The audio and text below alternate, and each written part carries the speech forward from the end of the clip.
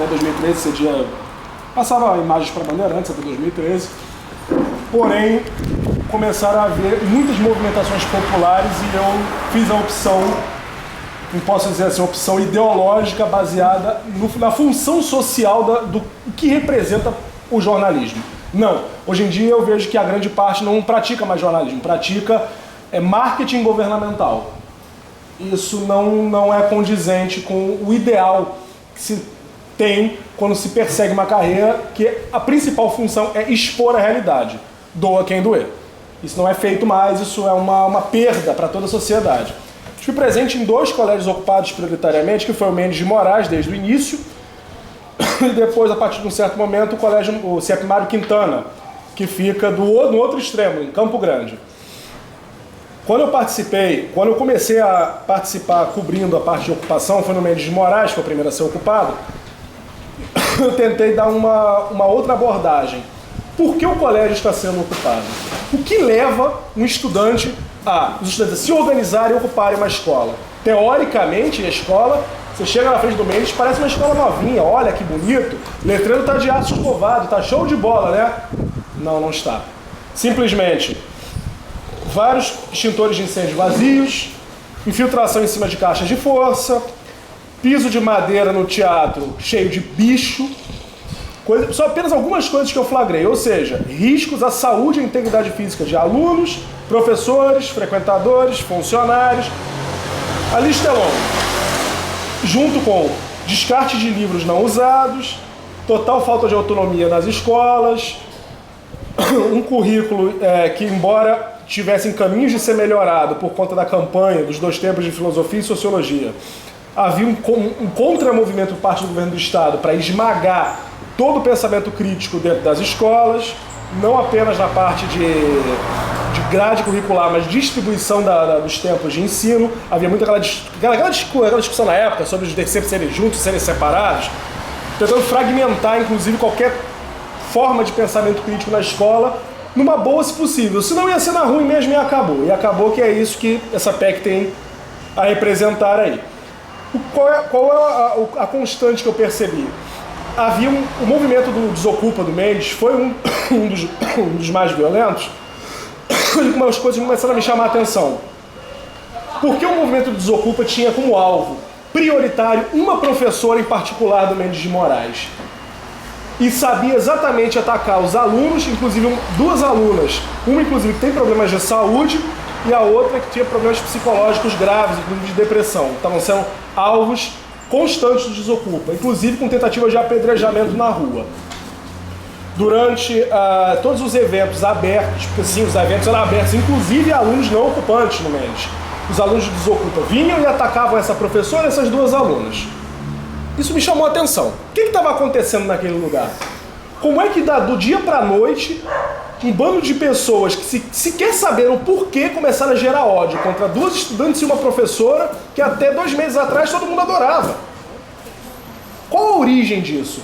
Por que sempre que eles estão lá tem ou um policial reacionário do lado de fora, conhecido como Bolsonaro da ilha, ou um pastor evangélico? O que está acontecendo nesse lugar? Comecei a cavar.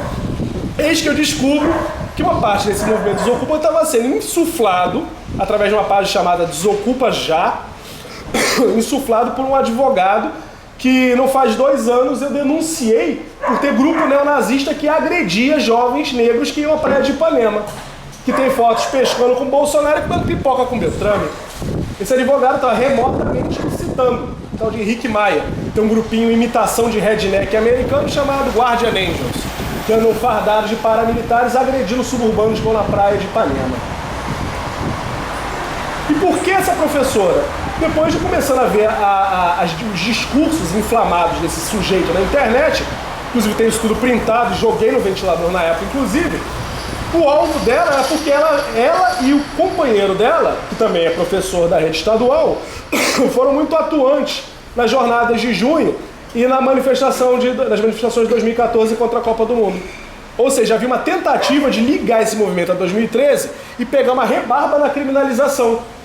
E esse indivíduo, que de burro não tem nada, é safado, é fascista, fez de tudo para usar essas ligações fantasiosas para tentar conseguiu na época ele fazia discurso até dizendo até que era sininho que estava por trás das ocupações. É esse nível de loucura esse Henrique Maia.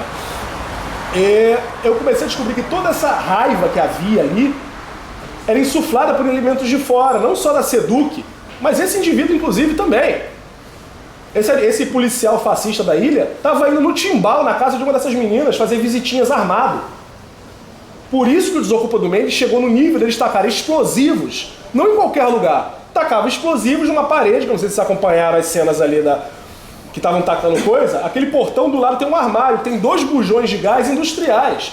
Estavam tacando explosivos do lado de 2 bujões de gás. Pessoas que conhecem a escola. Era intencional.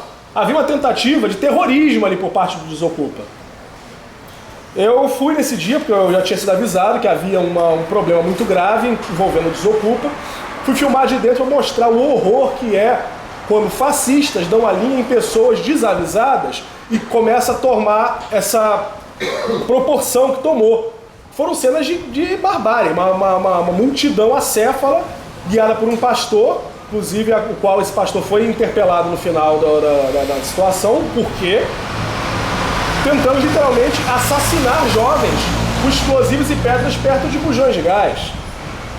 Uma moça segurando a porta, quase sendo atropelada por uma manada de fascistas, uma coisa horrorosa. Já indo para o outro lado da cidade agora, teve um problema muito grave no Mário Quintana, devido à perseguição à família de alguns estudantes que estavam fazendo a ocupação. Lá eles fizeram uma coisa que, ao contrário de todas as ocupações, eu acho que eles fizeram a coisa mais acertada do mundo. Em vez de manter distância das secretarias e dos documentos, não. Eles foram olhar os documentos. Me chamaram no Mário Quintana. Foi o motivo da primeira vez que eu tenho no Mário Quintana. Eles acharam 2.000 folhas de documentos comprometedores, que envolviam a direção, SEDUC e outros indivíduos, inclusive ligados a políticos da área, que nós sabemos qual é o tipo de política na área de Campo Grande, em fartura. Pois bem, fotografei quase 2.000 folhas, soltei. Quando começaram as perseguições, eu soltei. Eu não sei se alguns aqui devem ter tido contato com o post que eu fiz na época, com aquelas fotos da Horta Fantasma. Sim. Foi a primeira onda que eu soltei. Depois eu soltei mais uma dos químicos desviados. Por que eu soltei aquilo? Porque estavam visitando as crianças na escola. Eu fui bem claro. Tenho 2.000 folhas. Se incomodar as crianças, eu vou soltar o resto. Porque bandido não entende outra língua. Bandido só entende na marra. E se eu tiver que fazer isso para proteger crianças, eu vou fazer. Porque é o meu trabalho. É jogar merda no ventilador. Esse é o meu trabalho. É para isso que eu segui jornalismo. Não é para fazer propaganda bonitinha de PMDB. Não é para receber verba do governo do estado e dizer, ó, que secretário legal. Entendeu? É complicado. E eu cedi essa imagem, vou ceder quantas vezes fizerem necessárias, havendo movimentação. Vou estar novamente fazendo a cobertura, novamente para denunciar o que tiver que ser denunciado. Porque, francamente, isso é só o começo. Essa medida que vem de Brasília, não se espanta. Ela é só o topo do iceberg.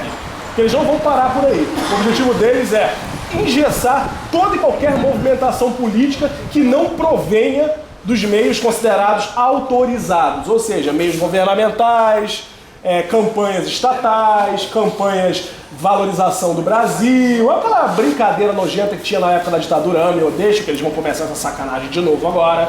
Tanto é que agora já começou com essa história aí, propaganda paga na Folha de São Paulo, dizendo que quem é contra a PEC é contra o Brasil.